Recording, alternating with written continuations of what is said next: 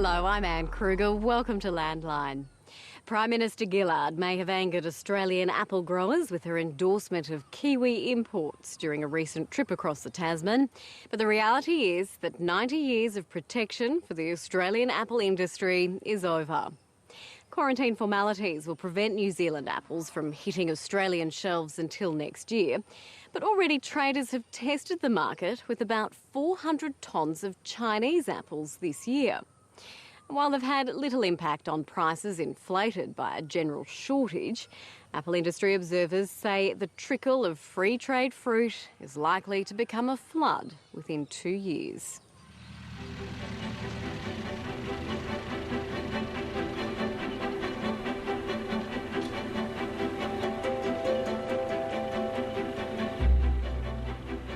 At Bilpin, on the fringe of Australia's largest city, they're preparing to pick the first of this year's apple crop.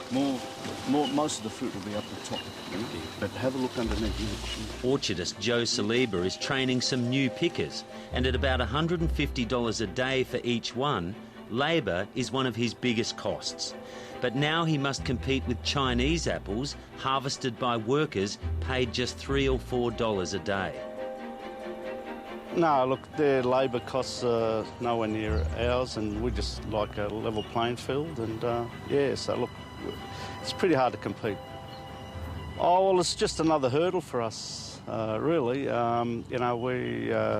We feel we've got one of the cleanest industries in the world, and we like to keep it that way, from pests and diseases and that type of thing. So, it is a concern, and, we've got enough fruit here to supply the country and other countries, and, we just want to keep it clean, as it has been for years. Australia's apple industry is under threat. New Zealand's successful World Trade Challenge to local quarantine regulations has ended 90 years of protection. This year, it's Chinese apple imports, but Kiwi and American fruit is also likely to hit the market in the next 2 years.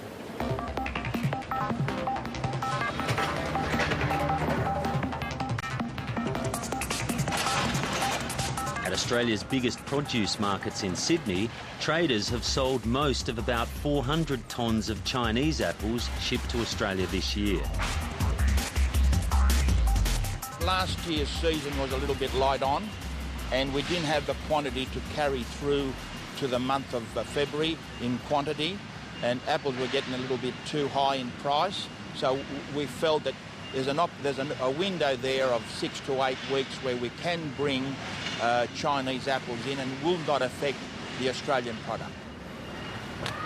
Fruit trader Cos Cremona says the reality is that in a global market, imports are here to stay. As you can see, the quality is excellent. You can't bring rubbish into the country. You've got to bring top quality product. And this is the product here, and reasonably priced. Can you understand why some growers, say there's no loyalty in commerce? No, well, look, I understand the issues of the grower. Naturally, they want to protect their own product, which is fine.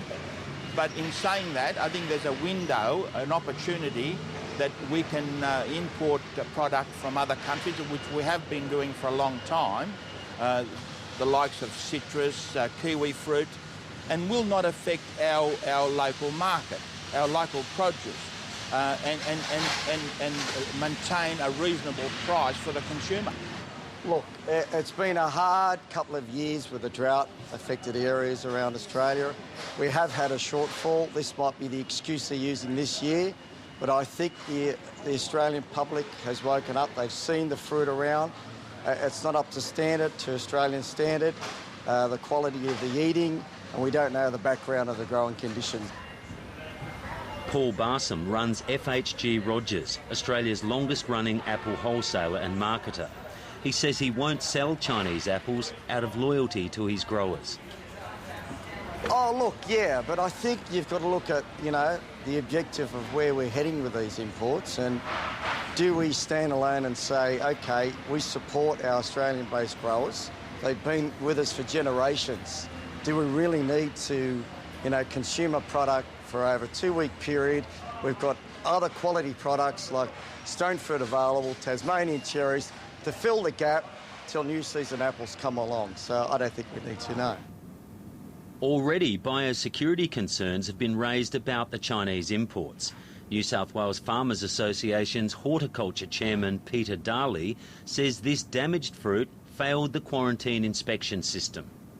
These are 2 apples that were taken out of a box of Chinese apples, and we explained at the Senate inquiry that if there was a damaged apple to come into this country, there is the possibility that that apple could be also already infected by the Asian fruit fly, vinegar fly, coming out of there. And they said that in the inspection service in China, there would be no blemished fruit whatsoever or marked skin fruit. Coles and Woolworths account for about 2/3 of all the apples sold in Australia, and they say they won't be selling any of the Chinese apples. Well, it's incredibly important to the Australian industry and our own family, who we've had terrific support from both the major retailers. Both Woolworths and Coles have publicly stated that they're not going to take imported product apples whilst it's available in Australia, and we thank them for that as an industry, and their support has just been fantastic for us. Scott Montague's family owns one of Australia's biggest vertically integrated apple enterprises, with growers in 3 states. Both Mr Montague and Apple and Pear Australia's Chief Executive John Durham believe the impact of Chinese and other imports will be much greater next year and beyond. Well, we have Montague Group within ourselves have probably 40 to 50 growers on which we handle. The industry is very nervous about any reinvestment within the industry, turning over their older varieties into new varieties, new styles of planting, new higher producing plantings. They're very nervous about spending that money in this industry, not knowing where we're going to sit with the possible imports. There's certainly a consumer backlash in Australia against Chinese apples. We can see that already by just some of the comment that's been made publicly and the awareness. But I think as time goes on and the sensitivities aren't there, those traders will be wanting to ramp up their businesses so that in that Chinese season, which will be October through till January, there'll be more and more product come out of China. John Durham says the greater risk to Australia's industry will come from apples grown in New Zealand and the US to first world standards.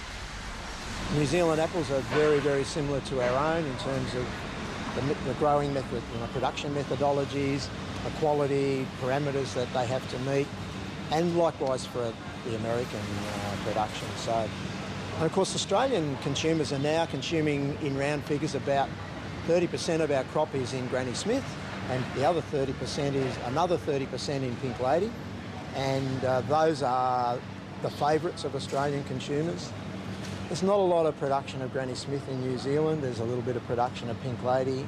Likewise in the US, Granny Smith, there is some production there, and Pink Lady too. So probably America's a big challenge for the industry when they come on stream because they're counter-seasonal.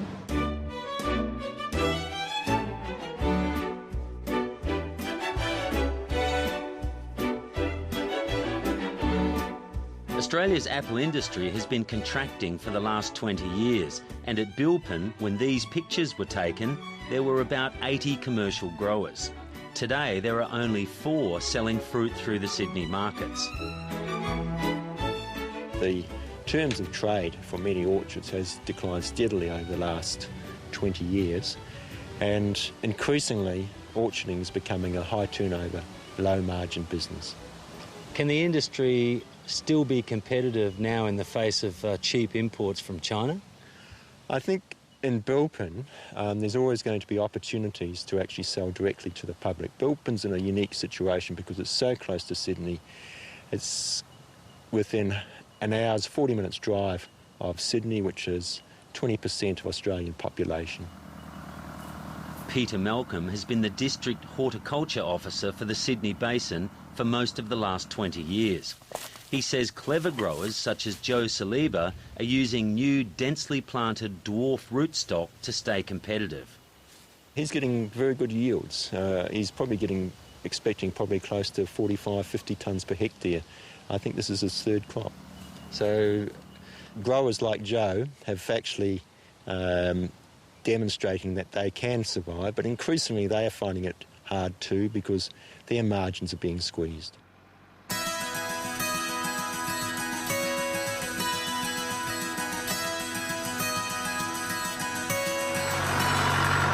On their 23-hectare mixed orchard, Simon and Margaret Tadros produce about 250 tonnes of apples and are among the first growers to land fruit in Sydney each year. Becoming harder every single solitary year. You've got so many elements to compete with nowadays. We've got the importation of Chinese apples. You've got the rising costs of everything. And we're still basically getting the same price for our fruit that we were years and years ago. So it's just getting harder and harder every year. The extended Tadros family relies on a retail outlet and value-adding its seconds by making apple pies. Now, like other small bilpin growers, they're hoping they can cash in on a growing pick-your-own market. So how we pick the fruit is we pull it off the tree like that and then pop it in the bag. They're leasing out individual trees for an annual fee. The Bilpin Public School has adopted 4 trees. We look after the tree all year. Then when it's harvest time, they own the tree. They come, they pick their fruit, and they take all the fruit home with them. And they probably generally yield about 50 to 60 kilo off an apple tree, a fully matured apple tree. Disability carer Catherine Roots adopted 2 trees for her grandchildren. I just thought it would be a great gift for my grandchildren and my family. And any of the produce that we don't actually pick, because we can pick up to 60 kilos, will be picked by Margaret, and the produce will be sold and donated to Westmead Children's Cancer Foundation. So I just figured it was a really good thing to do.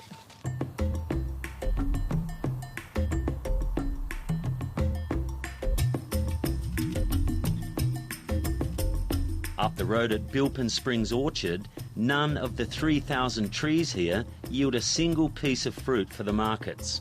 Instead, up to 400 people a day pay to pick as much as they can each weekend. Cedric Lethbridge gave up trying to make a living through the markets more than 20 years ago. People simply come in and walk down. We show them how to pick the fruit, what's at ripe and really nice at this particular time of the year. And that varies all the way through from January to June. They pick what they want and then they go and pay per kilo on the way out. Even though it doesn't directly affect you, what's your view on the Chinese imports coming into Australia now and soon New Zealand imports? I think the effect, yes, it doesn't directly affect us probably because people come up here for the experience rather than the fruit. But I think what it's going to do is make a lot of people unviable.